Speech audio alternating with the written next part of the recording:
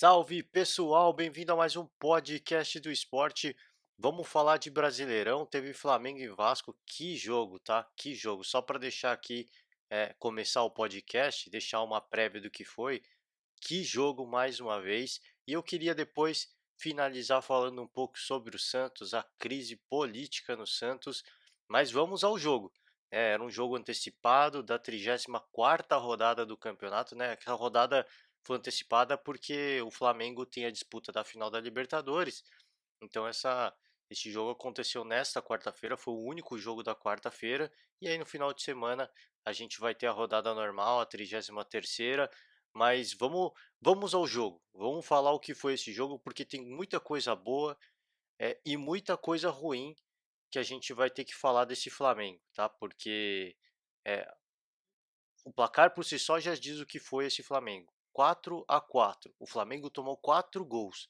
Foi a primeira vez, né, sob o comando aí na era Jorge Jesus, que o Flamengo tomou 4 gols. Então, é uma coisa importante para gente destacar, tá? Mas outra coisa a se destacar também é a força mental desses jogadores.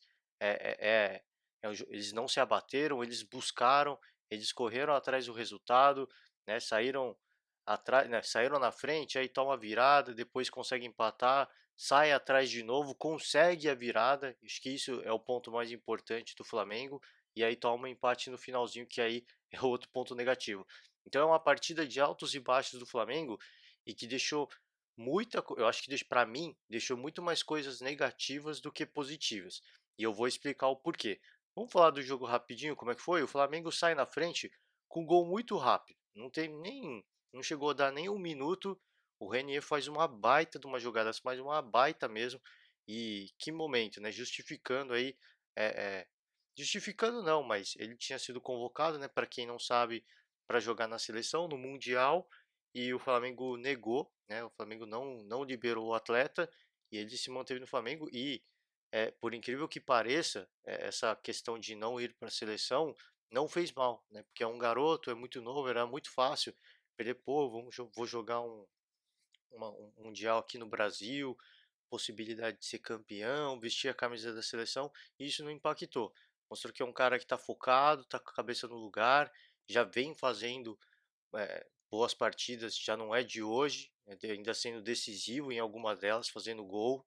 E nessa partida foi muito decisivo nesse primeiro lance, saiu fazendo fila mesmo, cruzou para o meio da área, o Gabigol tentou dominar, a bola passou por ele e o Everton Ribeiro abre o placar com é, 40, 30 para 40 minutos do primeiro tempo. Um gol muito rápido para jogar um balde de água fria no Vasco. E aí, nesse momento, o que transpareceu? Vai ser mais uma goleada. O Flamengo vai tirar de letra, vai golear o Vasco.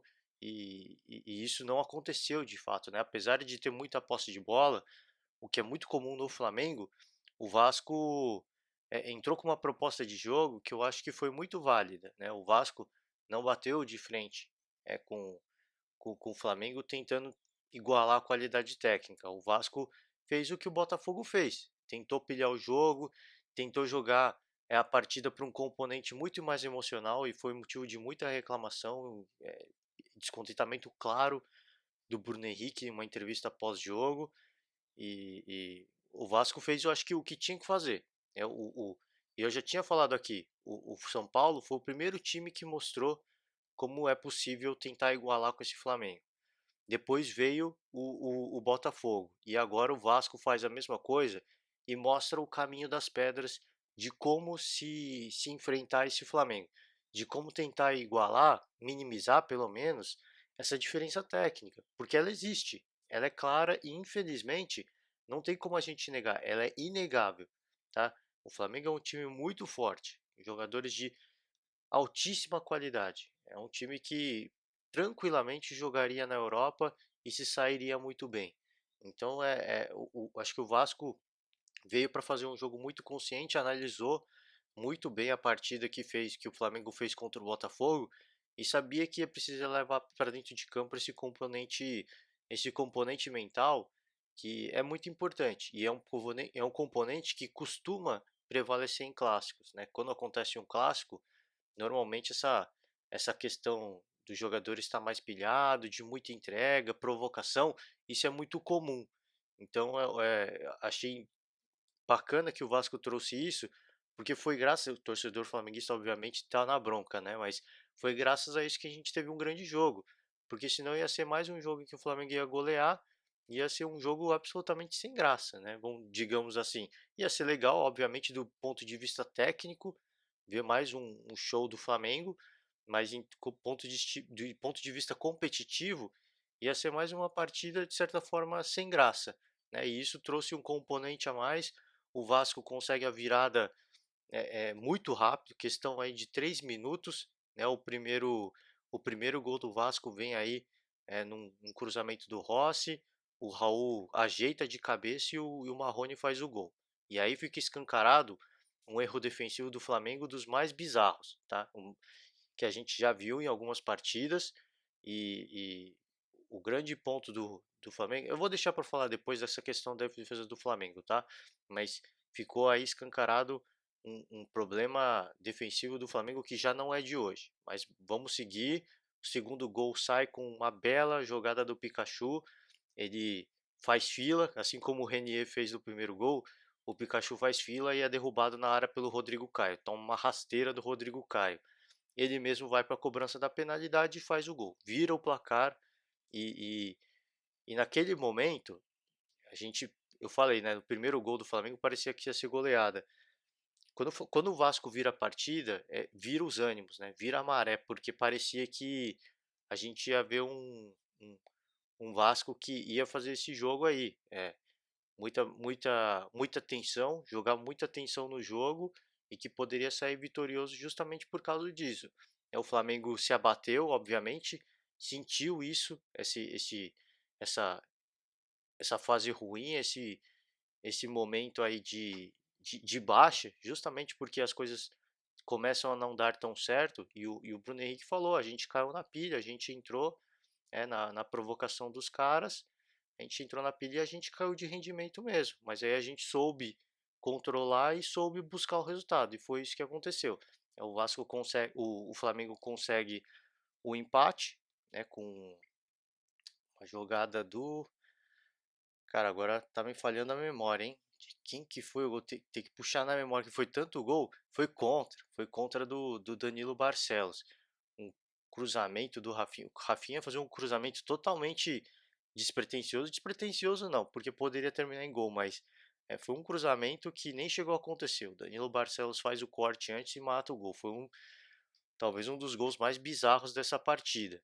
E aí ele faz o gol, o Flamengo chega à igualdade, tá? O Vasco vira, não, o Vasco amplia novamente, né? O Vasco continua aí na frente do placar mais uma vez com o gol do Marcos Júnior, outro erro bizonho da defesa do Flamengo. O Flamengo vira aí sim com dois gols do Bruno Henrique. Que momento, que fase, né? Chamado aí de Mister Clássicos, né? O apelido que deu, e realmente, leão de clássicos esse Bruno Henrique, mais dois gols aí para conta dele. Cara, o cara que tá numa fase excepcional e tá com a cabeça no lugar, né? Se ele falou que chegou a perder a cabeça durante a partida, ele se recuperou totalmente nesses dois lances. O primeiro gol dele, uma tabelinha com a Rascaeta, e ele, cara, sem muita firula, domina a bola e rapidamente já chuta pro gol, faz um belíssimo gol, diga-se de passagem. O segundo gol também, né, o gol da virada, ele recebe pelo alto, ele chuta de primeira, cara, um golaço, é tecnicamente impecável o Bruno Henrique, é impressionante, eu já falei mais de uma vez. Eu elogiei o Gerson aqui, que é um cara que tá mandando no meio de campo, começou a me lembrar um pouco a excelente fase do Casemiro no Real Madrid, lógico, dadas as devidas proporções. O Gerson ainda tem muito para chegar no nível do Casemiro, mas para mim, sem dúvida nenhuma, o Bruno Henrique ele é o principal jogador desse Flamengo. Ele é o cara que é decisivo e já fizeram várias reportagens sobre isso. Ele é o cara que é decisivo, que faz os gols em momentos importantes, quando a partida tá difícil, quando o Flamengo tá mais precisando. É ele que vai lá e faz o gol. ou é ele que vai lá, faz uma jogada para gol. Então ele é um cara que, para mim, tá desequilibrando demais e ele, para mim, é o coração desse time do Flamengo. É impressionante, como ele consegue contribuir, como ele consegue ser decisivo. E ele faz essa virada e nos acréscimos, a bola pune, né? Se você deixa espaço, o Vasco acreditou e o Ribamar ganhou uma disputa pelo alto com o Rodrigo Caio e consegue o empate no final. Cara, partidaço, 4-4. Acho, de novo, só esse placar já diz pra gente o que foi essa partida. É um clássico, eu falei aqui ontem, é um clássico. O Flamengo tá voando, mas é um clássico. E clássico é clássico. As coisas inesperadas podem acontecer. O Flamengo poderia ter saído derrotado daquele jogo contra o Botafogo, né? O Botafogo teve grandes oportunidades de abrir o placar, de sair na frente e não aproveitou. E agora mais um clássico, e esse sim, cara, esse o Vasco dificultou demais e conseguiu arrancar o empate no Maracanã. Isso são coisas a gente se destacar, e agora sim eu vou para a questão, né, dos erros defensivos do Flamengo, porque o primeiro gol do Vasco já foi, o do Marrone já foi um dos erros que a gente não está acostumado a ver, mas já aconteceu. O do Marcos Júnior, a mesma coisa. O do Ribamar, a mesma coisa. Então, já falei aqui, a zaga do Flamengo, os jogadores estão vivendo um bom momento, mas a zaga do Flamengo não é um primor, tá? O Flamengo funciona muito bem defensivamente porque o sistema é por causa do sistema, não é por causa dos jogadores, é por causa do sistema. Então o Flamengo tem um sistema muito eficiente de marcar antecipado, marcar adiantado e sufocar o adversário. A partir do momento que o adversário consegue encontrar um espaço, né, entre a metade do campo de ataque e o gol do Flamengo, os adversários têm muito mais tranquilidade de trabalhar essa bola. Pelo menos essa é a visão que eu tenho, tá? Se alguém não concorda, me corrija, por favor, mas a visão que eu tenho, analisando agora friamente as partidas que aconteceram do Flamengo, é que o Flamengo toma a bola muito antes disso, ou no campo de ataque, ou na região do meio-campo. Eles conseguem sufocar o adversário, não dá muito espaço, e o adversário ou comete o erro, ou o Flamengo consegue tomar essa bola e recupera ela com muita tranquilidade. Força um chutão, né, uma bola rifada, eles recuperam ali no campo de defesa, mas quando eles encontram um adversário que consegue trocar passes e encontrar espaço aí do meio-campo pro gol do Flamengo, da metade do meio-campo pro gol do Flamengo, é, é, o Flamengo tem muito mais dificuldade de lidar com esse tipo de situação. E ficou muito mais claro nessa partida contra o Vasco, e é uma coisa a se preocupar, porque destaco aqui a questão principalmente da final da Libertadores. Tá? É questão de se preocupar em relação a Libertadores. Em relação ao brasileiro, acho que para mim está muito encaminhado. Eu falei aqui ontem, né? O São Paulo, o Botafogo já mostrou o caminho das pedras de como é possível bater de frente com esse Flamengo e os times, infelizmente ou felizmente para o Flamengo. Infelizmente, mais uma vez, eu destaco em termos de competitividade, tá? Porque em relação ao futebol, a gente vem sendo brindado rodada após rodada com ótimas atuações do Flamengo. Mas em questão de competitividade, aí sim eu destaco, aí eu uso a palavra correta. Em relação à competitividade, infelizmente a gente não tem visto os clubes se aproveitarem disso. Até porque é difícil você jogar esse componente mais mental na partida se não é um clássico, né? Se quando é clássico, existe aquela necessidade de vencer, a torcida tá lá, é uma rivalidade de longa data, então isso, os nervos começam a aflorar. E quando não é uma partida de clássico é muito mais difícil. Então eu acho que alguns clubes já mostraram, e o Vasco mostrou novamente isso, de como é possível tentar igualar a diferença técnica, e os clubes não vêm, os clubes que estão jogando contra o Flamengo não vêm conseguindo impor esse ritmo, essa forma de jogar. Mais uma vez eu destaco, não é nem por culpa deles também, é uma questão de, é, é, por não ser um clássico, não tem essa mística em volta do confronto, e eles não conseguem, obviamente, colocar fogo na partida.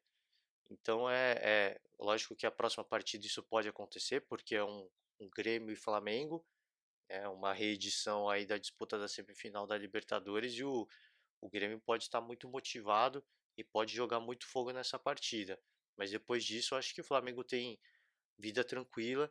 Então, em termos de campeonato brasileiro, para mim não preocupa o Flamengo, tá? Essa forma, esses erros do Flamengo. O que preocupa é para a final da Libertadores. Aí sim, isso preocupa e preocupa demais, porque o Bruno Henrique já deixou claro. Ele falou na entrevista dele: os caras vieram aqui, é, é, jogaram, fizeram a parte deles aí, jogaram é, é, esse, cara, vamos dizer aí, essa pilha na partida. A gente entrou nessa pilha, a gente perdeu a cabeça, mas a gente se recuperou e conseguiu buscar o resultado. Essa declaração já deixa muito claro para o River Plate o que, que eles vão ter que fazer no caso de quando o Flamengo começar a crescer na partida. E eu já falei aqui, e se eu não me engano, em algum podcast anterior, eu citei aqui, cara, cuidado, Libertadores é diferente, final é a Argentina, os caras jogam para fazer cera, os caras jogam para catimbar. Então o Flamengo pelo menos nessa última partida deixou muito escancarado e deixou muito claro, né, que existe uma forma de jogar, uma forma que incomoda eles e uma forma que pode ser decisiva para essa final da Libertadores. Porque argentino, a gente sabe como é que é. Eles são especialistas em provocar o Brasil.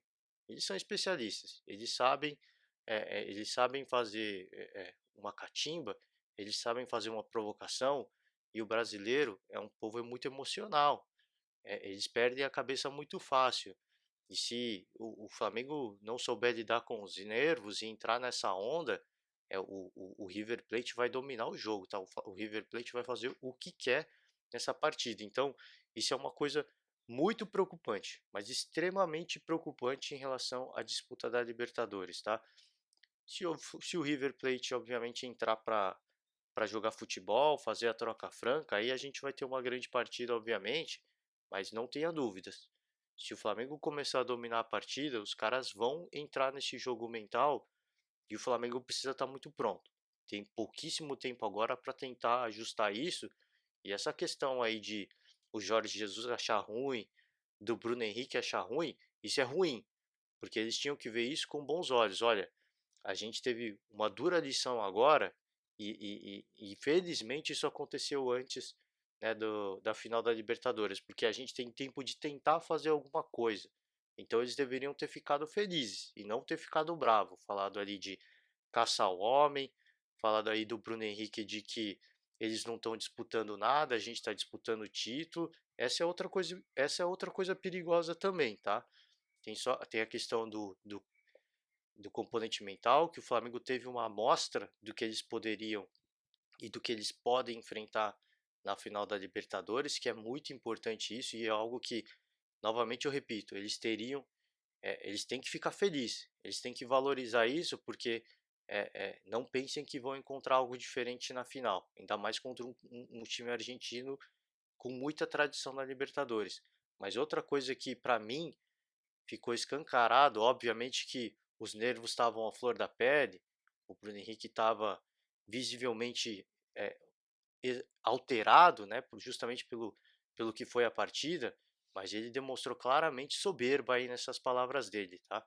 A gente a gente está disputando o Campeonato Brasileiro, eles não estão disputando nada, né? E falou que o Flamengo está em outro patamar. De fato, o Flamengo está em outro patamar, mas todos eles, em todas as entrevistas, pregavam humildade. Não, vamos jogar jogo a jogo, vamos ter humildade, o título ainda não é nosso. E essas palavras do Bruno Henrique deixam claro para todo mundo que eles estão começando a entrar naquele nível da soberba. E isso não é bom, tá? Isso é muito negativo porque eles jogam pressão para eles mesmos, a necessidade de ser sempre superior, de sempre jogar melhor, e isso causa antipatia dos rivais, dos times adversários. E a partir do momento em que você provoca a ira dos adversários, você provoca o efeito clássico, digamos assim. O Flamengo pode enfrentar um Avaí, mas justamente por causa dessa provocação, dessa soberba, o Avaí vai ver essa partida como o jogo da vida, como um clássico, contra o seu pior adversário. e eles vão dificultar muito. Então é muito cuidado, tá? Porque tá entrando num jogo perigoso, tá entrando numa fase perigosa. Claro, mais uma vez eu repito, o Flamengo só perde o título se quiser. Eu acho que o título não está em risco, porque tem uma vantagem absurda de pontuação. Mas calma, tem muito ponto para disputar. Esse eu acho que talvez seja o maior cuidado que precisa ter. O Flamengo tem, na minha opinião, se empatar todas as partidas a partir de agora, ainda assim é campeão brasileiro. Mas cuidado, tá? Porque é um campeonato de pontos corridos, o campeonato ainda não acabou, tem uma quantidade de pontos significativos ainda para disputa, e se começar a entrar nesse salto alto, se começar a subir essa escada e olhar os outros de cima para baixo, você pode ter certeza, não tem nada pior, não tem nada mais dolorido para um time adversário de ver, né, de encarar, do que ver que os caras estão te menosprezando. E aí sim os caras entram para provocar mesmo, para te machucar de alguma forma. E isso é perigoso, tá? Isso é perigoso porque isso pode causar no adversário até a ira de uma certa forma para ser maldoso, tá? A ponto de ser maldoso, entrar nas jogadas para machucar, para quebrar. Então ficam essas coisas a se pensar, tá? E são coisas muito negativas. A questão do setor defensivo do Flamengo, da zaga em especial, não tem nada de absurdo. E isso a gente já viu em algumas partidas. É lógico que o Pablo Mari e o Rodrigo Caio estão numa fase excelente, mas a dupla de zaga em si não tem nada de absurdo. Eles cometem erros e cometem às vezes erros absurdos, como a gente viu nessa partida. O grande trunfo do Flamengo é quando esse sistema como um todo funciona. E aí sim, quando esse sistema está bem agregado, em sintonia, aí se exaltam as qualidades e por isso que tanto o Rodrigo Caio quanto o Pablo Mari vivem uma fase fantástica. Mas quando esse sistema não funciona, os caras são seres humanos, eles sozinhos não fazem nada. Não é que eles estão numa fase ruim. Claro que nessa partida eles estavam num momento atípico porque caíram na pilha do Vasco. Mas não tem nada de especial. Os caras não são fora de série, eles não vão fazer milagre. Então o Flamengo precisa fazer com que esse sistema funcione. Se deixou muito claro que cai muito fácil numa provocação, numa pilha. E isso talvez para mim é a coisa que mais me preocupa, porque na Libertadores vai jogar contra o River Plate. Se fosse contra outro clube brasileiro, se fosse contra um clube paraguaio, um clube do Equador, eu me preocuparia muito menos, tá? Todo respeito aos outros times dos outros países, mas como é um clube argentino, se fosse um clube paraguaio também ia me preocupar demais. Então fica essa questão, cara. Precisa trabalhar. É difícil? É difícil. É muito fácil perder a cabeça. Ainda mais falando em brasileiro, que é um povo muito emotivo. Mas precisa ser trabalhado de alguma forma. O Jorge Jesus vai ter que encontrar alguma forma de tentar apaziguar os ânimos desses jogadores quando a partida chegar nesse momento. Porque se o Flamengo chegar nesse ponto, e eu acho que vai chegar nesse ponto, se o Flamengo começar a dominar a partida, o River vai começar a provocar e vai chegar nesse ponto em que o Flamengo vai sofrer um apagão de certa forma, o Jorge Jesus vai ter que ter alguma forma de fazer uma contenção. Vai ter que, sei lá, bolar um esquema tático para todo mundo, para minimizar o impacto e eles conseguirem aos poucos retomar as rédeas da partida. Porque o que acontece? O Flamengo perde a cabeça, mas fica todo mundo desembestado buscando ataque, deixando muito espaço na retaguarda. E é aí que o River vai morder a jugular mesmo e vai matar a partida se não tomar um cuidado. Então talvez seja a hora de pensar, cara, tô vendo que teve essa queda, chama todo mundo para trás, cara. Volta para retaguarda, se retranca, não é o perfil do Flamengo, mas talvez seja a melhor forma de tentar não perder o controle da partida e deixar espaço para o River Plate dominar o jogo, tomar o controle do jogo. Então, coisas muito importantes e muito negativas que ficaram dessa partida. E mais uma vez, para a sequência do Campeonato Brasileiro, ficou de negativo esse salto alto aí, essa soberba do Bruno Henrique, tá? Isso me preocupa, porque pode causar um desconforto e isso pode atiçar a ira dos próximos adversários do Flamengo. Em relação ao Vasco, eu acho que eu só tenho que parabenizar o Vasco, o Luxemburgo, porque soube entender o que era esse Flamengo e Vasco, soube entender o que seria essa partida que o Vasco faria contra o Flamengo e jogando como visitante. Então o Lucha soube entender, estudou, é, é, obviamente muito espelhado no que aconteceu no jogo entre o Flamengo e o Botafogo, mas ele estudou, ficou claro que o Vasco entrou na partida é, é, já sabendo o que tinha que fazer para igualar essa partida contra o Flamengo, para conseguir bater de frente com o Flamengo de uma certa forma. E saiu na frente do Flamengo duas vezes, né? Sai atrás, vira, toma empate, vence de novo, faz mais um gol e sai na frente de novo. Então, cara, mostrou que é um Vasco que tem condições sim de buscar essa classificação para a Libertadores. Tá difícil, tá longe, mas mostrou que tem essa condição, porque mostrou que é um time que sabe entender o seu adversário e sabe dificultar, e sabe ser a pedra no sapato, e sabe incomodar. Então isso eu acho que é a coisa mais importante. De novo, claro que teve a questão de ser um clássico, né? Esse, quando a partida entra nessa pilha, as coisas começam a se tornar mais imprevisíveis, mas mostrou que é um Vasco que entrou consciente daquilo que tinha que fazer e daquilo que tinha que ser feito e que essa era a única forma de é, é, conseguir bater o Flamengo. E eles conseguiram. Eles conseguiram segurar esse Flamengo e eu acho que tá de parabéns. Eu acho que não é demérito nenhum, tá? Isso faz parte do esporte, isso faz parte do jogo, tá? Muita gente não gosta, fala que alguns ficam bravos, né? Falam que no caso o Bruno Henrique, o Jorge Jesus na partida contra o Botafogo ficou muito bravo. Falam que é antijogo. Eu acho que faz parte do esporte. Antijogo é você cuspir. Antijogo é você, como fazem alguns clubes uruguaios, acho que os uruguaios são mais comuns, né? Começam a chamar de falar mal da mãe do cara, começa a chamar de macaco, dá uma cuspida aqui no pescoço do cara, assim o árbitro vê. Então, isso para mim é antijogo, tá? Agora, você dividir todas as bolas, você ir mostrar intensidade, né? Dar uma caída aqui, fazer uma catimba ali, fazer uma cera ali, isso infelizmente é parte do esporte. No futebol, o relógio não para. Então isso está sujeito a acontecer. Tá? Isso faz parte do esporte, isso faz parte do jogo. Não é legal de ver, obviamente. Eu particularmente não gosto de ver. Eu gosto de ver quando um time bate de frente com o outro, mas infelizmente, em termos técnicos, não era possível de acontecer. Se o Vasco entrasse para troca franca contra o Flamengo, em termos técnicos, seria engolido e teria tomado uma goleada.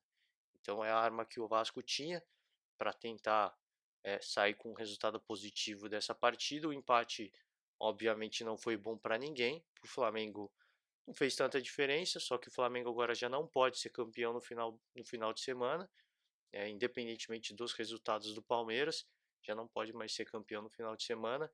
E para o Vasco, time que está sonhando com a classificação na Libertadores, esse um ponto pesou na conta, né? Claro que é a partida fora de casa contra o Flamengo, provavelmente, né, no planejamento do Vasco, essa partida era vista como uma derrota, mas conseguiu arrancar um ponto, então talvez tenha sido bom em relação ao planejamento ali, as contas que o Vasco deve estar fazendo, mas claro, se saísse com os 3 pontos teria sido muito melhor e teria sido muito mais importante, né, nessa busca do Flamengo, nessa caça do Flamengo para uma vaguinha aí na Libertadores. Então, partidaço, muito legal de ver. Fazia tempo que a gente não viu uma partida com tantos gols, né? 8 gols nessa partida. E repito, coisas interessantes aconteceram e coisas importantes. E fica uma lição muito importante para o Flamengo para essa disputa da final da Libertadores. Repito, ainda bem que isso aconteceu agora e eles deveriam ficar felizes que isso está acontecendo agora. Dois clássicos carioca, porque se não tivesse acontecido e eles tivessem pego a final direto com o River fazendo cera e provocando, ia ser um massacre, tá? Agora não. Acho que o Flamengo vai ter tempo de se trabalhar, vai ter tempo de pensar em algum plano de contenção, porque eles vão fazer isso eventualmente, tá? Ainda mais se fizerem um gol, eles vão fazer ainda mais. Então o Flamengo vai ter tempo de pensar num plano de contenção para voltar para a partida e voltar a ser superior. Ficar a expectativa, obviamente, espero que consigam trabalhar, que coloquem a mão na consciência e que entendam que isso foi importante para eles, tá? Apesar de estar de cabeça quente, é difícil encarar uma partida assim, é fácil, né, você entrar na pilha do adversário e provocar, né, porque o gol do Pikachu, quando ele faz o gol, ele faz uma provocação, né, ele põe a mão na orelha, é sinal claro de ouvir a torcida do Flamengo, e o Bruno Henrique, quando ele vira a partida, ele faz uma provocação ao Vasco, né, fica passando aquela mão no pescoço, e comemora, óbvio, ficou claro que os dois comemoraram, tiraram onda muito cedo, porque a partida terminou empatada. Então, outra coisa importante, né? Só comemore quando o jogo terminar. Por enquanto o jogo não terminar, e fica também para a final da Libertadores. Enquanto a partida não terminar, não tem nada decidido. Então, ficaram acho que lições importantes. Espero que o Flamengo consiga lidar com isso e consiga, obviamente, pensar num plano de tentar minimizar o estrago no caso do Flamengo perder a cabeça como perdeu nessa partida contra o Vasco e como perdeu também na partida contra o Botafogo. Tá, vamos pular agora para Santos, falar de Santos rapidinho.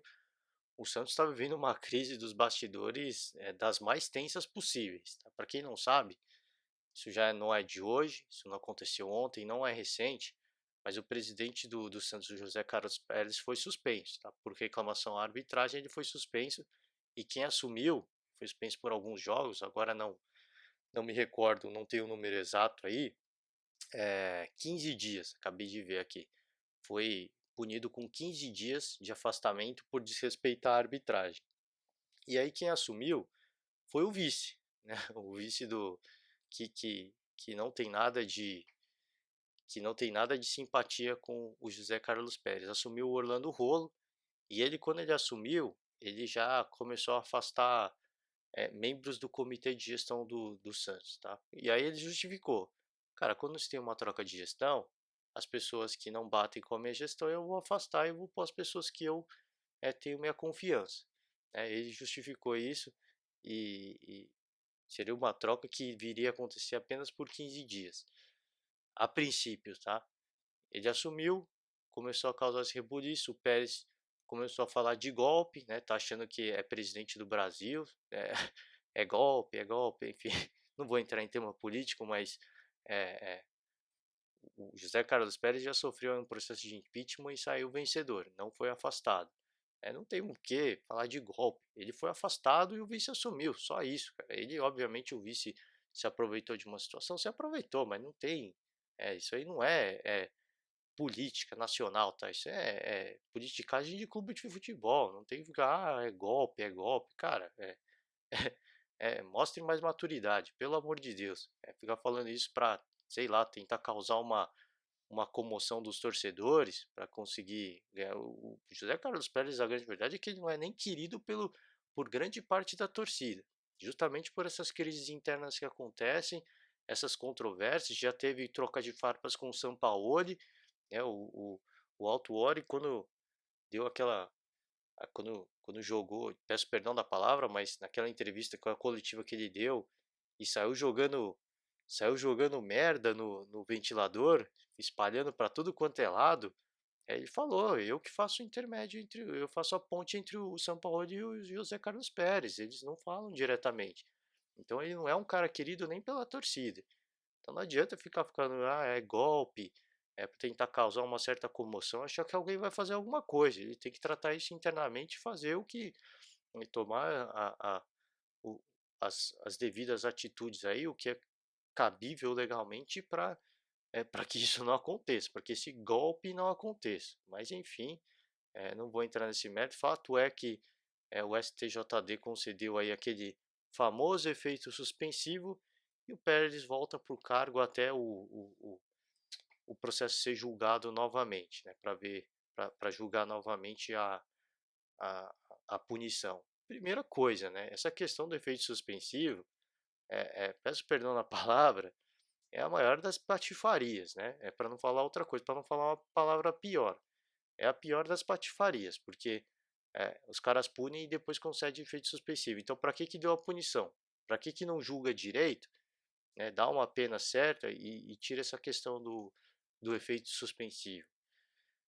Mas é uma manobra, é algo que existe, né, no esporte e é uma manobra que as pessoas fazem uso para tentar, para não serem suspensos de imediato. E o José Carlos Pérez não foi suspenso, mas volta às atividades porque teve esse efeito suspensivo. Então a questão política no Santos é das mais conturbadas possíveis, tá? Existe um racha aí, isso de novo, não é de hoje, entre o presidente e o vice. Tá, eles não se bicam. O vice estava afastado e quando o Pérez foi afastado e ele assumiu a presidência, iria assumir interinamente, ele falou, cara, para mim eu preferia continuar afastado, porque eu tô afastado porque eu não bato de frente com o José Carlos Pérez, o nosso santo não bate, né? Então eu preferia continuar afastado, mas como não tem presidente, eu tô assumindo e começou a afastar gente, sabe? Começou causando o maior dos rebuliços. O fato é que o Santos politicamente vive uma crise, internamente, não tem outra palavra para dizer, é uma crise mesmo, e felizmente para o Santos isso não vem impactando o time dentro de campo. O que preocupa o Santos não é para esse ano. O torcedor santista tem que se preocupar para o ano que vem, porque se o Santos vive essa crise agora no final da temporada, o que que vai acontecer na intertemporada, né? No, no- Na mudança de temporada, né?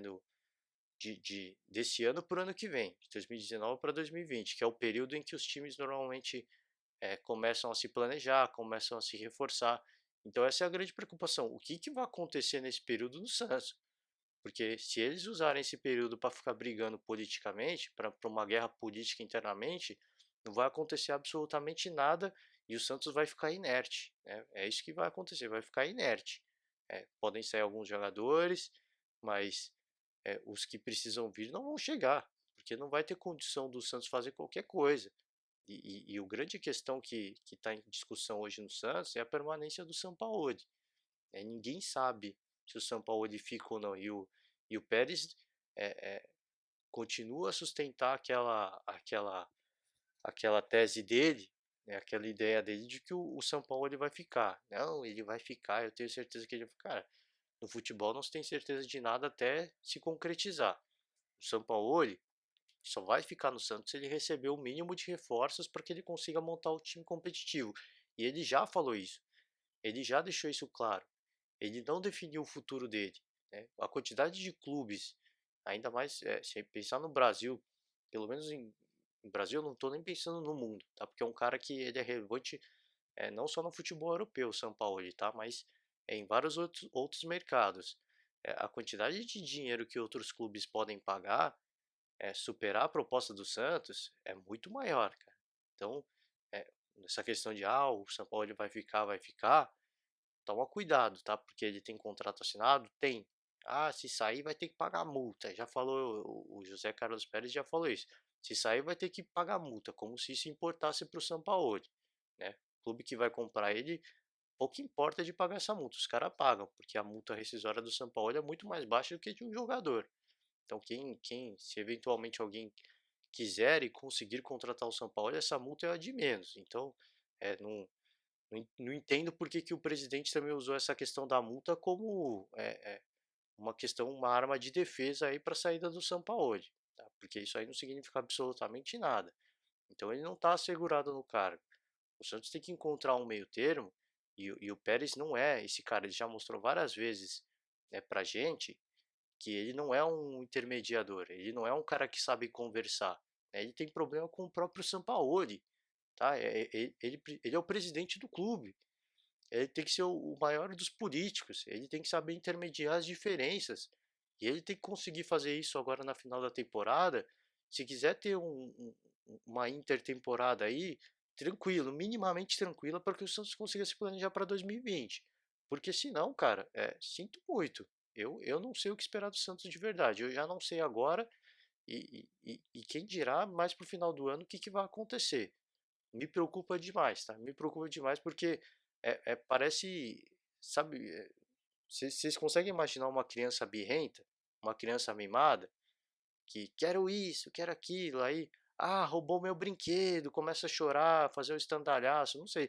Vocês já devem ter visto aí pelas ruas, em algum shopping, né, uma criança mimada que faz drama, reclama de tudo, consegue o que quer.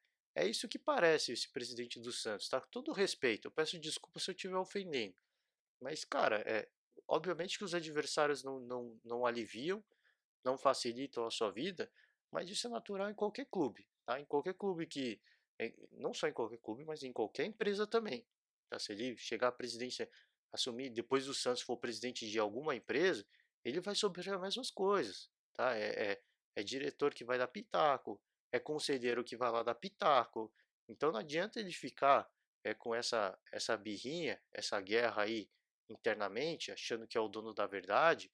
Ele precisa saber lidar com as diferenças, né? Isso, acho que esse é o maior papel do presidente, é saber lidar com as diferenças e pensar no que é melhor para o clube, porque ele cometeu sérios erros na gestão do Santos.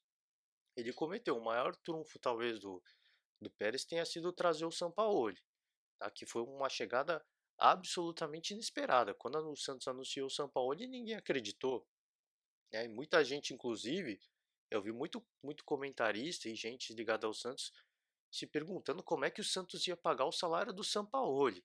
E, então, então, eu acho que talvez para mim tenha sido o maior dos trunfos do José Carlos Pérez, mas ele não se dá bem nem com o Sampaoli. Então, me preocupa muito o que vai ser esse Santos do ano que vem, porque o Sampaoli, nas entrevistas, né, nas coletivas, claramente ele está infeliz. Ele não está feliz com a situação do Santos, tá? Pode estar feliz com a cidade, com a atuação do time, mas claramente é questão política, né, de negociação, de planejamento da equipe para o ano que vem, ele está claramente infeliz. Ele está claramente sem paciência, né, digamos assim. Isso está escancarado na cara dele. Então, fica essa preocupação em relação ao Santos, tá? Espero que eles consigam encontrar um meio termo, que encontrem uma forma de lidar com as diferenças, porque senão, cara, eu tenho certeza que o São Paulo não vai ficar, tá? Não tem condições de um técnico trabalhar, ter uma mínima condição de trabalho com o clube vivendo uma crise política como vive o Santos. Primeira boa proposta, bom projeto, o São Paulo vai pegar as coisas dele e vão embora. E já tem gente que diz que ele não fica, tá? Rolam aí uma botaria já de que já está definido que ele não vai ficar.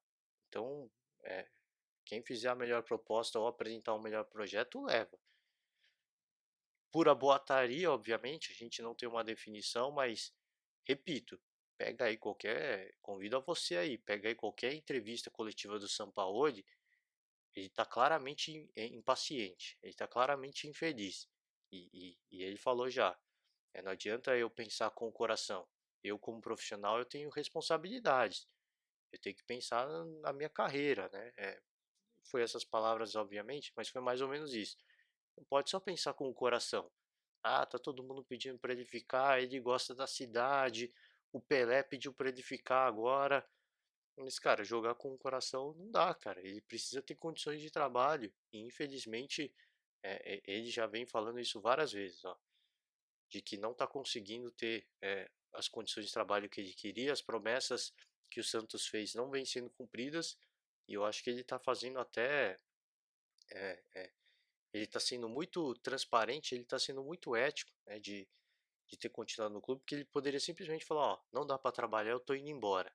Ah, mas ele está lá, ele continua trabalhando, ele continua fazendo o que ele pode, com as ferramentas que ele pode, e vem fazendo um excelente trabalho. Para mim, pelo elenco que tem o Santos, o melhor trabalho hoje é do Sampaoli, tá? Não é nada de clubismo, né? Que muita gente fala, tá sendo anti-Flamengo. Não, não é isso, não é sendo anti-Flamengo. É, é, é que com o elenco que tem o Sampaoli, o que ele tira desse time, tá em terceiro colocado, fazendo uma campanha digna de campeão brasileiro. Isso é algo para mim que não existe comentarista hoje, nenhum crítico que olhe o time do Santos e diria que esse time seria terceiro colocado ou estaria disputando o título com esse elenco. Todo respeito aos torcedores, ao clube e aos jogadores, mas não há Qualquer pessoa que diria isso. E o São Paulo ele tira o melhor desses jogadores e eu acho que ele consegue fazer além, fazer esses jogadores irem além. Então, para mim, talvez um dos grandes destaques, junto com o Jorge Jesus, obviamente, já acho que o trabalho do São Paulo é até um pouco melhor pelo que ele consegue tirar desse time. Vamos ficar na torcida, eu fico na torcida para que ele fique, tá? Porque o Santos com o São Paulo foi um casamento que deu muito certo e não sei se o São Paulo daria certo em outro clube, tá? Se de repente ir para o Palmeiras, ir para o São Paulo, eu tenho lá minhas dúvidas se daria certo, tá? Porque não sei que se os clubes teriam tanta paciência e também o que o questão da cidade, né? O São Paulo está adaptado, joga futebol aí na praia, então essa questão também pesa muito, né? Na forma como o São Paulo ele trabalha. Acho que talvez seja uma válvula de escape, né? Morar na cidade é uma válvula de escape para ele, para essa questão que ele vive internamente no Santos. Então não sei se ele também teria tanto rendimento em outro clube, mas vamos acompanhar os próximos episódios. Fica aí minha lamentação mais uma vez e fica a expectativa de que o presidente seja presidente, de que faça a parte dele politicamente, de que ele seja um líder do Santos, porque ele precisa ser isso, ele precisa ser um líder. Ele tem que parar de chororô, amenizar as diferenças, tentar apaziguar o clima político para pensar o Santos do ano que vem, porque a temporada está acabando. Já não tem mais tempo para esse tipo de coisa. Já passou da hora dele tentar apaziguar os ânimos. Agora é ano que vem, cara. Tem que pensar no Santos de 2020. Tá? E se ficar com essa guerra interna, não vai acontecer absolutamente nada.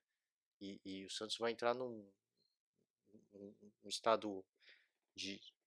Vai estacionar, né? Vai ficar parado no tempo. E não vai ter planejamento nenhum para o ano que vem. Isso me preocupa, tá? Me preocupa demais. Tá certo, galera? Vou ficando por aqui hoje. Amanhã vamos ver se eu consigo gravar, né? Hoje é quinta-feira, é véspera de feriado, amanhã é feriado, então eu não tenho certeza se amanhã eu consigo gravar alguma coisa, provavelmente não, mas vamos acompanhar. Já vou fazer a minha prévia aqui da 33ª rodada. A gente vai ter jogos importantes, tá? Santos e São Paulo, um clássico, jogo muito importante para o São Paulo, que faz aí mais de 1000 dias que o São Paulo não vence um clássico fora de casa, vem sendo muito cobrado pela torcida. O Fernando Diniz já não é mais uma unanimidade dentro do São Paulo e me arrisco a dizer, tá? Se essa partida terminar em goleada do Santos, o Fernando Diniz vai ser mandado embora, tá? Me arrisco a dizer já. Vamos acompanhar. Não sei se pode não acontecer, obviamente, porque já está no final da temporada. Seria um suicídio o São Paulo fazer esse tipo de coisa. Mas o São Paulo já fez isso várias vezes e nos últimos anos, e não seria nenhuma surpresa para mim se demitissem o Fernando Diniz é, é, após essa partida em caso de goleada, tá? Então fica aí, né, a minha consideração. Deixar anotado aí, porque mais uma vez, se fosse uns 3, 4-0, eu acho que o Fernando Diniz já cai nessa rodada, tá? Então uma partida importante.